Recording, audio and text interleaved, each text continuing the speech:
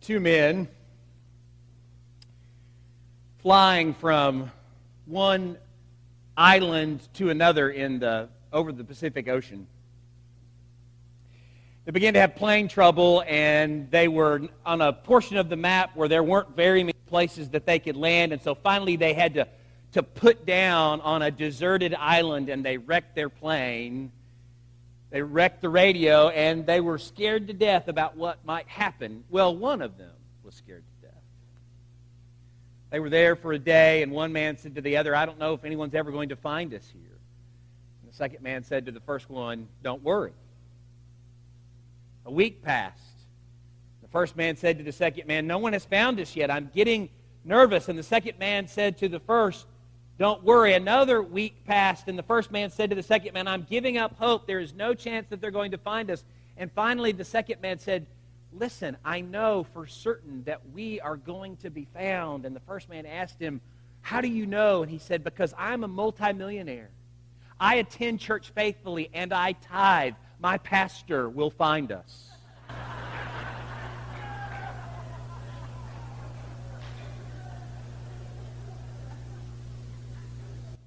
Stewardship season.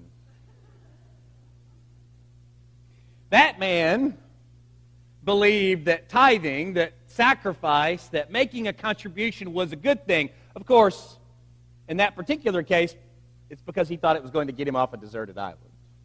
But what if I could tell you that there was a value in giving of yourselves that went far beyond that kind of value? Sacrifice is a noble word. It's a word that we like to hold up and put on a pedestal, but sometimes it can be a bothersome reality. Down deep, all of us get that there are times that we need to do it, that we should do it, that we ought to do it, but when push comes to shove, we're not sure we want to be the ones who are called to do it. The truth is, sacrifice looks different for every single one of us. Is God more glorified when a multi-million-dollar writes a check to a nonprofit organization for $10,000, or when a teenager gives the money he's been saving all year to buy a new video game console to his church? Is God more glorified when a single mom working 2 jobs gives an hour to feed the homeless, or when a retiree does that every single week? Truth is, that's not how God keeps score. In God's kingdom, it's not really about the how much. It's about the why. It's not about the number of zeros on the end of the check that we write. It's not about the number of hours that we serve. It's about whether our hearts are oriented towards God and our neighbors. Here's the wonderful truth about giving of our time, talent, treasure. All of us, the rich and the poor, the young and the old, the busiest among us, and those with plenty of time on our hands, all can give in such a way that it changes things. That is the theme of our text this morning. Chapters 8 and 9 of the book of 2 Corinthians are this wonderful story about a church who didn't have very much, but gave generously from what they had. And even though the amount they gave itself was probably minimal, the example they provided changed things. It spurred other churches to give. You see, churches from all over the Roman Empire were taking up money for Christians living in Jerusalem. Judea and much of the surrounding area had been hit in the middle portion of the first century with a terrible famine brought on by years of drought. And so the Christians living in Jerusalem were literally dependent upon Christians all over the ancient known world to keep them alive. Their generosity made a huge impact. The case of our text this morning, those Christians are the Christians living in the province of Macedonia. In verses 1 through 7, Paul holds their example up to Christians living in Corinth because he wanted them to understand something. Now, Corinth was a wealthy place. Corinth was a banking center and on a number of trade routes, so there was a lot of money in Corinth. Now, Macedonia either wasn't a wealthy place, or perhaps the people who made up the churches of Macedonia were poor. So Paul tells this story because he wants to ground the idea of giving in something deeper than the amount that is given. Paul goes on to explain it like this. He reminds the Corinthian Christians that when he had been with them a year earlier, they were, quote, not only the first to give to the offering, but also the first to have the desire to do so. Again, Paul wants them to understand that giving at its deepest essence isn't about the how much, but the why. So he says in verse 12, if the willingness is there, the gift is acceptable according to what one has, not according to what one does not have. Stop and think about that for a second. Think about the opportunity that God puts in front of us to contribute not from what we don't have, but from what we do have.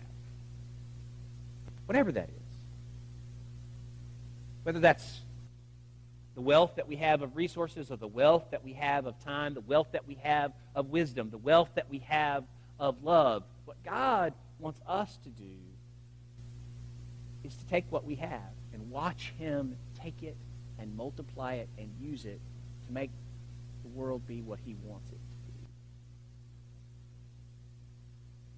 Macedonian Christians didn't have very much, but they gave generously, sacrificially, and theirs was the example that Paul held up to the Corinthian Christians for them to match, not because of how much they gave, but because they pleaded. They literally pleaded for the privilege of making a difference in the lives of their brothers and sisters in Jerusalem.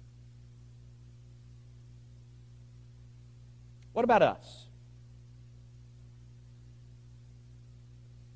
The example that Paul gives, this Macedonian example, wasn't just for the Christians in Corinth in the first century to hear about. It's for the Christians right here in Wilmington in the 21st century to hear about. There are needs today that are every bit as pressing as the needs of the first century. Opportunities to give and serve every bit as critical as the opportunity the Macedonians had to be an example for the entire first century church. What do you think might happen if all of us got the idea that our contributions, that our sacrifices, that our generosity could truly make a difference? What kind of revolution would take place in our hearts and in the world around us if a bunch of Christians started making sacrifices, not because we'll feel guilty if we don't, or to meet a budget, but instead that just like the Macedonian Christians, we started pleading for the privilege of making a difference. Christian Smith, a sociologist at Notre Dame University, did the definitive study on giving and Christianity in our day. A lot of it is published in a book called Passing the Plate. Very interesting stuff in that book. One of the things that he discovered was that most Christians, or at least the Christians he interviewed as a part of his study, experience chronic guilt around money, particularly around giving. He said that when he and his research team were doing their work, quote, we were struck by what seemed in many American Christians as a kind of comfortable guilt. They were aware they were not giving as God would want them to. Initially, they would say the right stuff. Under the surface, however, they are guilty. And they're just carrying it around with them to keep that awareness at a low enough level of discomfort so they don't actually have to increase their giving. Just low-level, chronic financial guilt. Truly, when you think about it, it's kind of a terrible way to live, isn't it? With constant guilt. I read this story about a young man who had a guilty conscience because the college he attended had given him an extra scholarship by mistake. A couple of years after he graduated, he wrote a letter to the university president. I have not been able to sleep because I was given scholarship money my senior year because I misrepresented my family income. So I have enclosed a check for $500. And at first, the college president was just absolutely impressed that somebody would, act in that particular way until he looked on the other side of the letter and he found language that said, If I still can't sleep, I will send you the rest of what I owe you.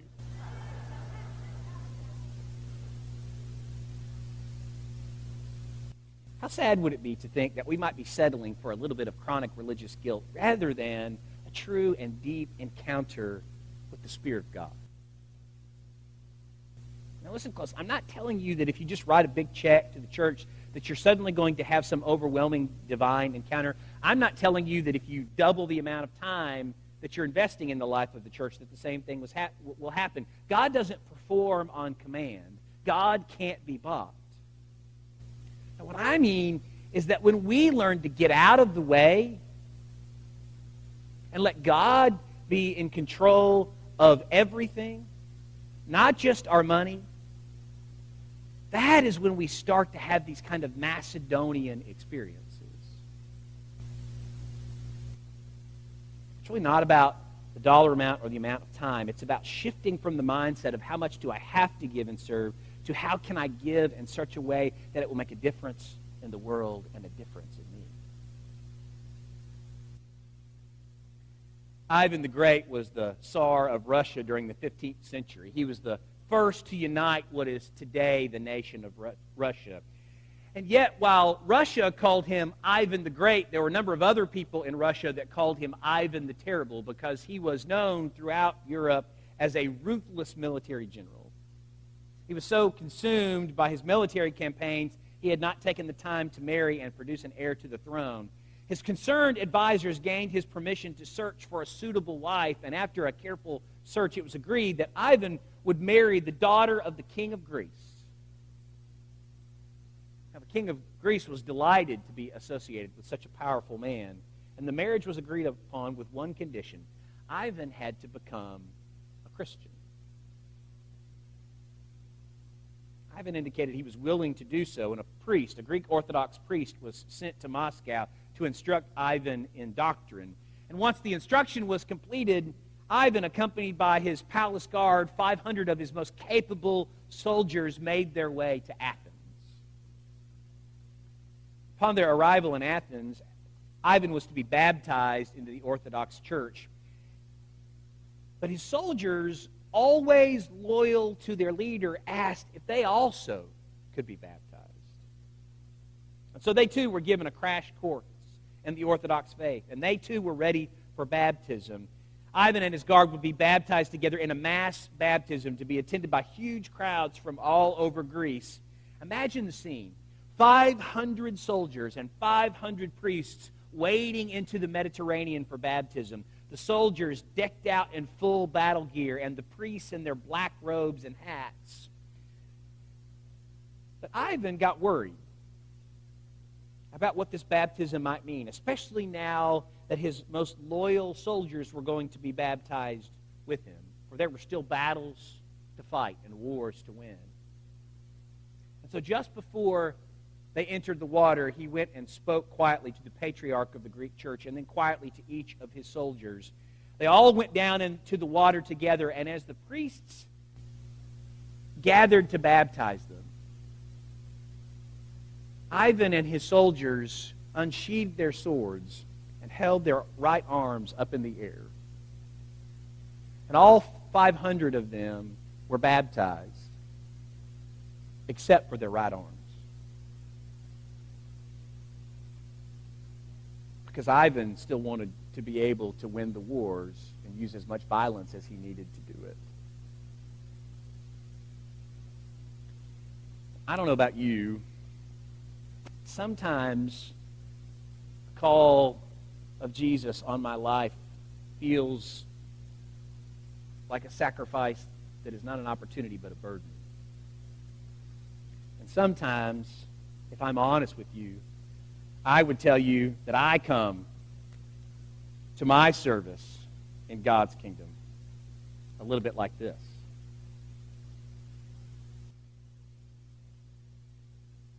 I'm more than happy for God to have almost every single aspect of who I am, but when it comes down to the actual sacrifices that I have to make, of either time or money, it gets easy to start justifying why I really don't have to. And not seeing them as an opportunity, for God to shape me and through me to shape the world around me. One of the reasons why I'm so grateful that God is opening up opportunities for us as a congregation in this year we're calling KOG to ILM is I think God's already beginning to teach us, or at least remind us, of what it looks like when we make those kinds of sacrifices. When we give holistically all of who we are, when we put that in God's hands, we begin to experience what God does through us and for us. We see a life changed because of the time that we invest. We see a terrible problem that can get solved because we contribute to solving it. And my hope and my prayer, not just in these 3 weeks that we focus on stewardship, but all the time, that is a lesson that God will teach us and an opportunity that we can embrace.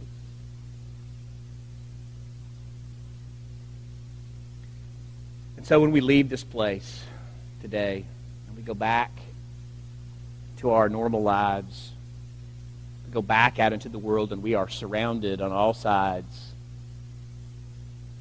by needs, by opportunities for us to sacrifice when we see a homeless person on the street. We encounter a neighbor that has been through tragedy that maybe we don't know very well and is a little bit more challenging to talk to. When you encounter a person at work who believes that the church is full of hypocrites because we don't practice what we preach. And when one of those people asks you for something, maybe without even realizing they're asking for something, whether it's a $5 bill or an hour of your time, here's my prayer. Instead of seeing it as something that we have to do, that God would open our eyes and help us see it as something that we are privileged to do. Because it can change the world. And it can change us. Would you pray with me?